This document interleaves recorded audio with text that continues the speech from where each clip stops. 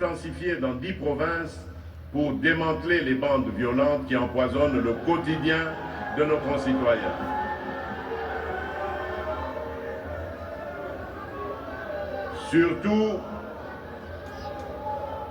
Surtout, nous avons engagé une gouvernance sécuritaire de proximité fondée sur l'écoute des populations et la responsabilisation des autorités locales. Des comités provinciaux et locaux de sécurité sont déployés et vulgarisés de Kinshasa au Congo central, du Haut-Katanga à la Tchopo. Plus de 4500 membres, autorités administratives, élus, forces de défense et de sécurité, société civile, ont déjà été formés pour élaborer dans chaque entité des plans de sécurité adaptés aux menaces du terrain. Afin de doter la police nationale des moyens de sa mission, j'ai promulgué le 1er juillet 2025 la loi de programmation de la réforme policière pour 2026 à 2030. Elle prévoit sur 5 ans l'acquisition d'équipements adaptés, le recrutement et la formation de 90 000 nouveaux policiers, la mise à la retraite progressive de 10 000 agents et un vaste programme de construction et de réhabilitation d'infrastructures. Dans ce cadre, 700 nouvelles recrues suivent déjà leur formation à Kassangoulou, au Congo central, tandis que l'école de police de Kapalata dans la province de la Tchopo, réhabilitée et portée à 2000 apprenants, s'apprête à accueillir de nouvelles promotions. Simultanément, nous avons poursuivi l'équipement en moyens de mobilité de l'ensemble des services, police nationale, agence nationale de renseignement, direction générale des migrations, commission permanente des frontières, mécanisme gouvernemental de sécurité. Les administrateurs de territoire sont dotés de véhicules de fonction pour que l'autorité de l'État soit présente, active et réactive là où vivent nos compatriotes. Honorables députés nationaux et sénateurs, mesdames et messieurs, la stabilité de notre pays repose sur la paix au sein de chacune de nos communautés. C'est le sens de l'attention particulière portée aux affaires coutumières. Des audiences foraines ont été organisées. Des campagnes de médiation et de réconciliation ont été menées au Sud Kivu, au Mai-Ndombe, dans la Tchopo, au Tanganyika, qui ont permis de résoudre de nombreux différends, de pacifier des zones entières et de favoriser le retour des déplacés. À Osio, dans la Tchopo, un rituel de réconciliation a scellé le rapprochement entre les communautés Mbolé et Lengola, tandis qu'un forum de la paix et du développement est en préparation pour l'espace Grand Bandundu. Par ailleurs, la certification des entités coutumières, la reconnaissance à titre pilote de plus de 350 chefs coutumiers dans le Haut-Ouélé, ainsi que le lancement d'un cadre de concertation sans renier nos traditions. Ainsi, dans la douleur d'une agression injuste, mais avec détermination, nous reconstruisons un appareil sécuritaire plus professionnel, plus proche du citoyen, mieux encadré et plus respectueux des droits humains. Nous voulons qu'aucune parcelle du territoire national ne soit abandonnée au désordre, à la loi des armes ou à l'arbitraire. Enfin, garantir la sécurité, c'est aussi mieux connaître celles et ceux que nous protégeons. Après des décennies de tentatives avortées, nous avons remis sur les rails le processus d'identification nationale. L'Office national d'identification de la population, l'ONIP, se prépare avec un budget stabilisé dès 2026 à lancer des opérations de collecte des données en mutualisant les acquis de la Commission électorale nationale indépendante. Les kits et les données d'enrôlement seront transférés à l'ONIP, de sorte que les électeurs enrôlés, dont les données biométriques seront mises à jour, bien sûr, puissent être les premiers à recevoir une carte d'identité nationale sécurisée.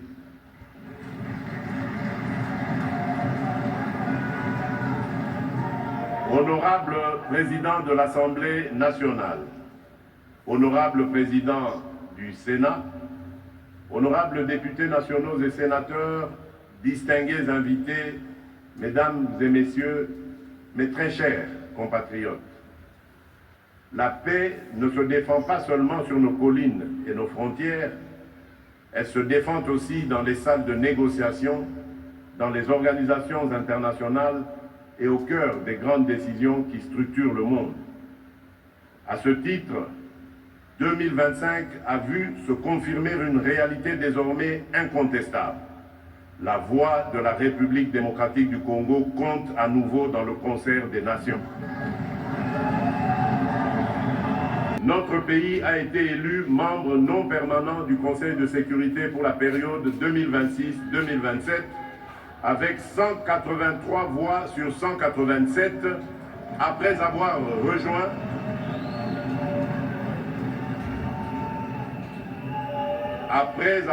rejoint quelques mois auparavant le Conseil des droits de l'homme à Genève et accédé à la vice-présidence de la CIRGL.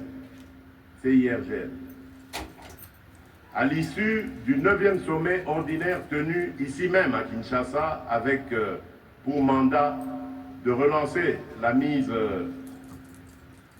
en œuvre du cadre de paix, de sécurité et de coopération pour notre pays et pour la région. Ces responsabilités attestent que la République démocratique du Congo s'affirme désormais comme une puissance d'influence et de proposition, appelée à peser sur les décisions, était également offensive et proactive pour diversifier nos partenariats et inscrire la République démocratique du Congo dans les grandes dynamiques de ce siècle. Ainsi, nous avons poursuivi un redéploiement géostratégique vers de nouveaux espaces de coopération. En Amérique latine, des missions interministérielles en Uruguay, en Argentine et au Brésil ont permis de conclure des accords opérationnels dans la défense, l'agriculture, la culture et les technologies, ouvrant à notre pays des marchés et des transferts de compétences jusqu'ici peu exploités. En Afrique, nous avons relancé une relation stratégique avec l'Éthiopie, notamment autour de la transition énergétique et des grands ouvrages hydroélectriques, dans une logique assumée de coopération sud-sud. Au Moyen-Orient, nous avons consolidé nos liens d'amitié avec l'État d'Israël, les Émirats arabes unis et le Qatar, dans une dynamique d'ouverture équilibrée, d'investissement, d'innovation et de sécurité. En Asie du Sud-Est, nous avons approfondi nos partenariats avec l'Indonésie et le Vietnam, afin de diversifier nos chaînes de valeur et d'accélérer les coopérations industrielles et technologiques. En Europe et en Asie centrale, nous avons ouvert de nouveaux horizons de coopération avec la Serbie, la Hongrie et le Kazakhstan pour développer des projets conjoints dans l'industrialisation, les infrastructures, l'agro-industrie et la logistique.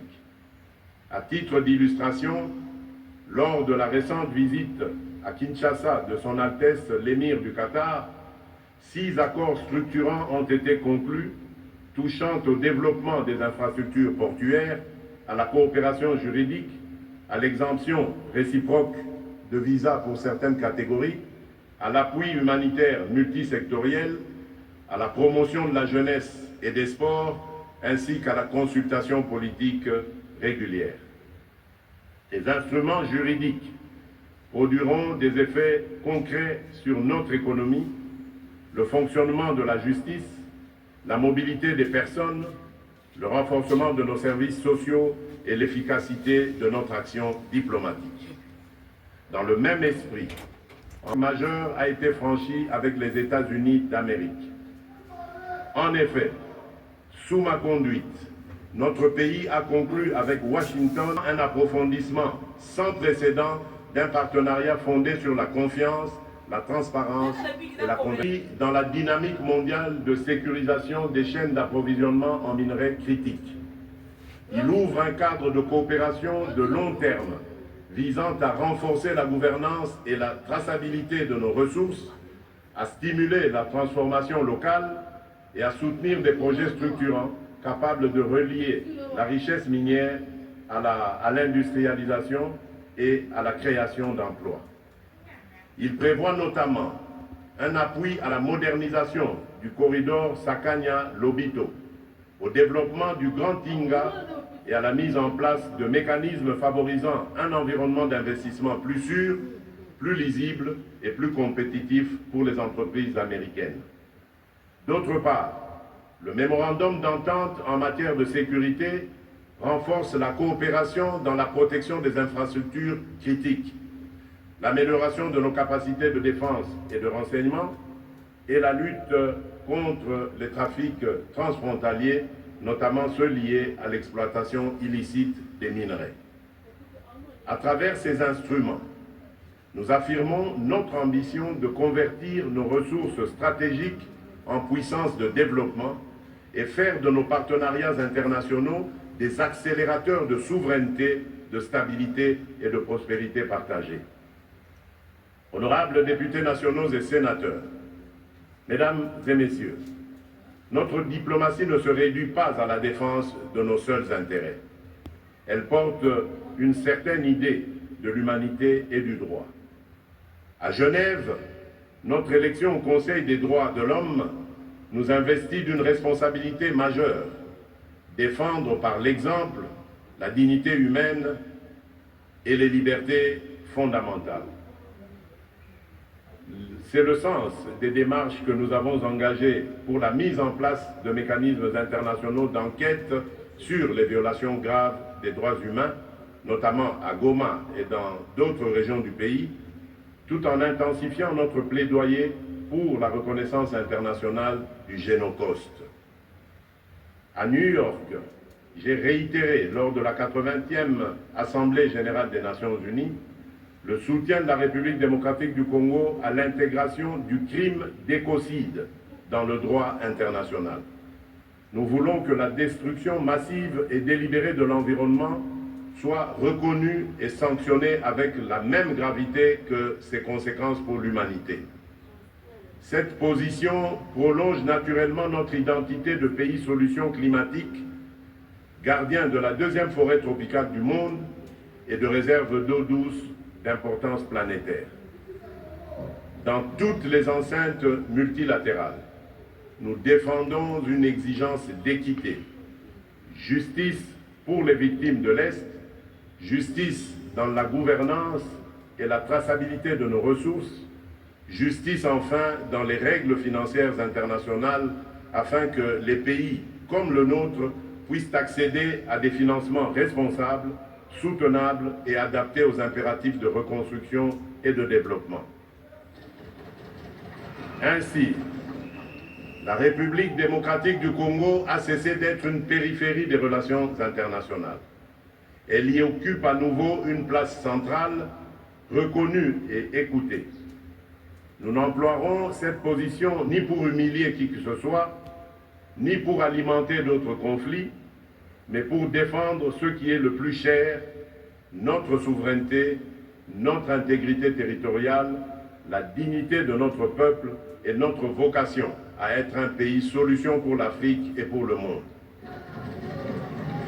National, honorable président du Sénat, honorables députés nationaux et sénateurs, distingués invités, mesdames et messieurs, mes très chers compatriotes, dans un contexte de guerre, d'agression, de chocs externes et de tensions géopolitiques mondiales, notre économie n'a pas cédé. Elle a tenu, elle a résisté et dans plusieurs domaines, elle a progressé.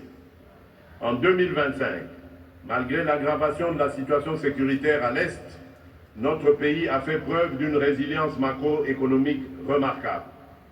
L'inflation qui était de 11,7% à fin 2024 a été ramené à 2,5% en rythme annuel fin octobre 2025. Nettement en dessous de l'objectif de 7% fixé par la Banque centrale du Congo. Le franc congolais s'est apprécié d'environ 29% par rapport au dollar, aussi bien sur le marché interbancaire que sur le marché parallèle, retrouvant une stabilité que notre peuple n'avait plus connue depuis de longues années. Nos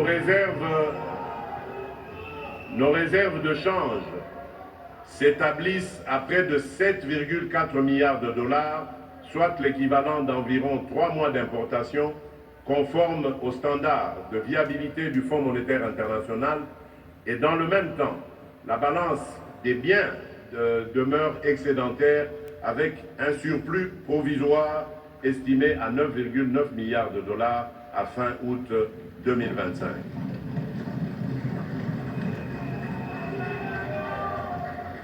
La croissance est quant à elle estimée à 5,6% en 2025, au-dessus de la moyenne de l'Afrique subsaharienne projetée entre 3,8% et 4,1%.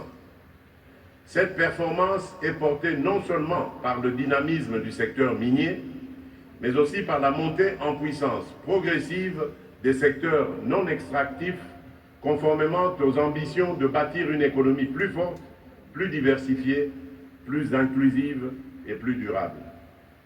Ces résultats ne sont pas le fruit du hasard. Ils traduisent la mise en œuvre du programme d'action du gouvernement 2024-2028, structuré autour des engagements que j'ai pris devant la nation: plus de pouvoir d'achat, plus d'emplois, une économie plus diversifiée, donc plus compétitive. Sur le plan budgétaire, l'année 2025 a été marquée par une amélioration de la mobilisation des recettes et par un effort de discipline dans la dépense publique. En cumul annuel, le Trésor a mobilisé environ 25 014,6 milliards de francs congolais de recettes pour des dépenses de l'ordre de 29 200,2 milliards de francs congolais, soit un déficit d'environ 4 185,6 milliards de francs congolais, maîtrisé au regard des besoins exceptionnels liés à la guerre à l'Est et aux priorités sociales, notamment le programme de développement local des 145 territoires. Ces avancées n'auraient pas été possibles sans un chantier de modernisation fiscale résolu, fondé notamment sur la généralisation de la facture normalisée de la TVA et la digitalisation de l'ensemble de la chaîne de mobilisation des recettes. L'institution de la Commission permanente interministérielle de rationalisation de la parafiscalité, la copie RAP, pour assainir et harmoniser les prélèvements. La mise en route de la Commission nationale de médiation fiscale afin de désamorcer les litiges en amont, d'accélérer leur règlement et de renforcer la sécurité juridique des contribuables.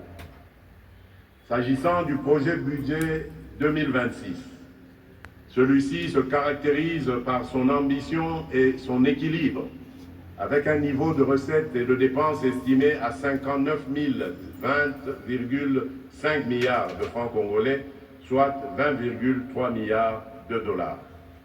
Il marque une progression significative de 16,4% par rapport au budget rectificatif 2025, arrêté à 50 691,8 milliards de francs congolais, soit 17,7 milliards de dollars américains. Ce cadrage traduit la détermination du gouvernement à consolider les acquis de la stabilité macroéconomique, à inscrire l'action publique sur une trajectoire budgétaire soutenable et à engager la dynamique visant le doublement des recettes courantes d'ici 2028. Il marque également la volonté d'accroître la capacité de l'État à financer en pleine souveraineté ses priorités stratégiques. Les dotations substantielles en faveur des infrastructures, de la sécurité, de la diversification économique et des secteurs sociaux essentiels attestent de notre engagement à améliorer le bien-être des populations, à réduire les inégalités et à reconstruire les territoires affectés par les conflits dans un esprit de cohésion nationale et de développement durable. Notre rigueur n'a pas été synonyme d'austérité aveugle pour autant. Elle a été mise au service de la dignité de celles et ceux qui servent l'État. La masse salariale mensuelle atteint désormais environ 1 250 milliards de francs congolais, dont près de 960 milliards pour plus de 1,7 million d'agents publics. Nous avons tenu nos engagements en appuyant les accords de Bibois en faveur de l'enseignement supérieur et de la recherche scientifique, en améliorant le traitement de base des agents et fonctionnaires de l'État et en intégrant 2500 magistrats dans la paie publique. Parallèlement, des dépenses de fonctionnement ont été reclassées vers la rémunération afin de privilégier le travail et le mérite. Dans le même esprit, notre politique budgétaire a permis le doublement des rémunérations des militaires et des policiers, le financement par le Trésor public des premiers jalons de la couverture santé universelle, la consolidation de la gratuité de l'enseignement primaire, ainsi que le versement régulier des cotisations sociales à la Caisse nationale de sécurité sociale des agents publics de l'État, la CENSAP, au bénéfice des agents publics. En effet, depuis mai 2025, les militaires et les policiers sont officiellement intégrés au régime spécial de sécurité sociale de la CENSAP, conformément à la loi numéro 22/031, avec des cotisations partagées, 8% pour l'État, 4% pour l'agent, et couverture renforcée, retraite, risque professionnel, prestations familiales. Cette extension sécurise leur avenir social et reconnaît leur service à la nation en leur offrant une protection enfin à la hauteur de leur engagement.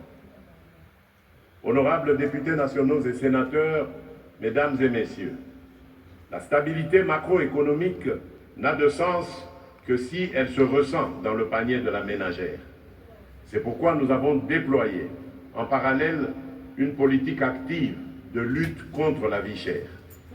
Dans le secteur, le prix du litre d'essence à la pompe passait de 9 990 francs congolais à 2 440 francs congolais dans la zone ouest, à 3 280 francs congolais dans la zone nord et de 3 889 francs congolais à 3 330 francs congolais dans la zone sud, avec un impact direct sur les coûts de transport. Nous avons mené une réforme courageuse, mettant fin à la subvention pétrolière pour les sociétés minières et leurs sous-traitants, ce qui a permis de faire passer les recettes fiscales pétrolières d'environ 4 milliards à 63 milliards de francs congolais dès le premier mois de la réforme. Les pertes et manques à gagner ont quant à eux été contenus autour de 30 millions de dollars en 2025. Dans le secteur de l'économie réelle, dans l'espace du Grand Katanga, le prix du sac de 25 kg de maïs, qui atteignait jusqu'à 50 $ en période de soudure, se situe désormais entre 13 et 15 $, tandis que le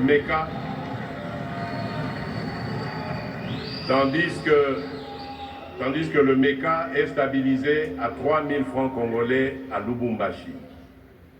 Le Fonds de redressement économique, le FOREC, a financé la production vivrière et les capacités de stockage, tandis que l'usage de l'application TALO ainsi que l'action des centaines d'inspecteurs économiques modernise la surveillance des prix et la lutte contre la spéculation.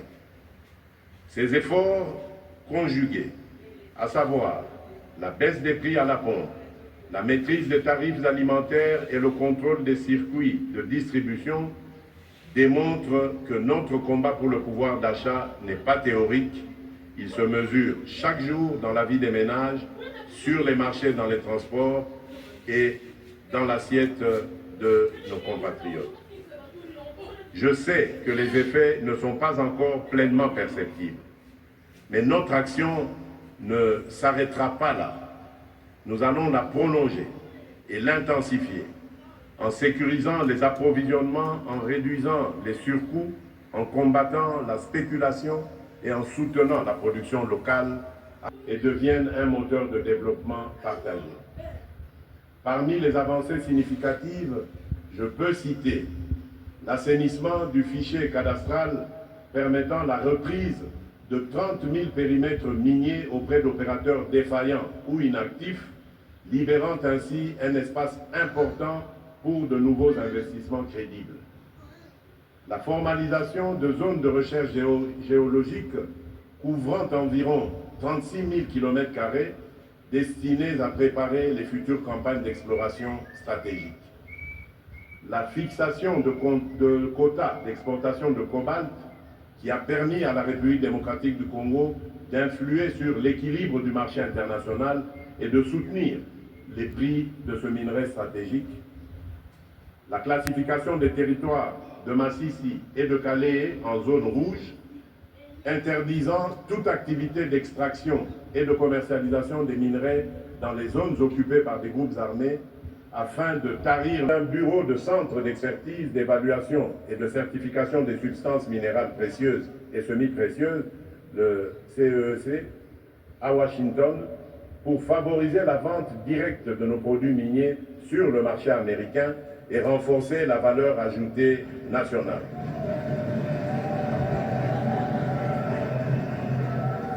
L'installation d'un laboratoire national à Moussonko et le déploiement de la plateforme numérique e-Trace Mines afin d'améliorer la traçabilité, la transparence et la crédibilité de nos exportations.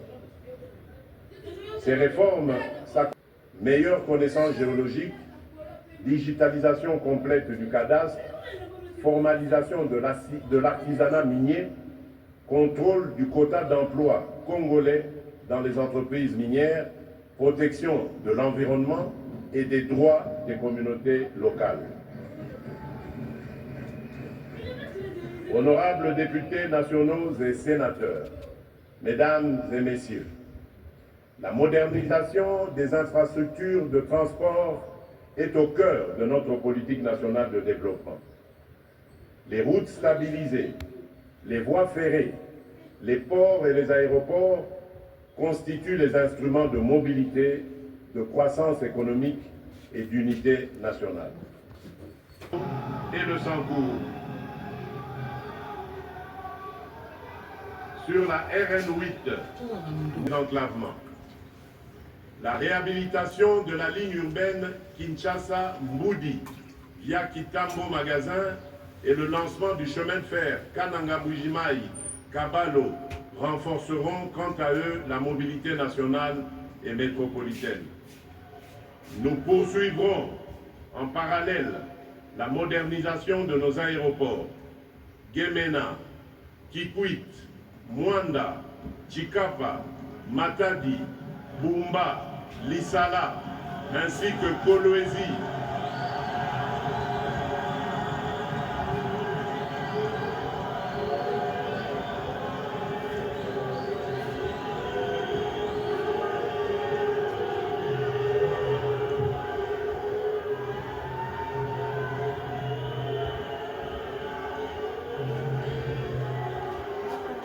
Je répète, nous poursuivrons en parallèle la moderne Gemena, Kikwit, Mwanda, Chikapa, Matadi, Bumba, Lissala, ainsi que Kolwezi,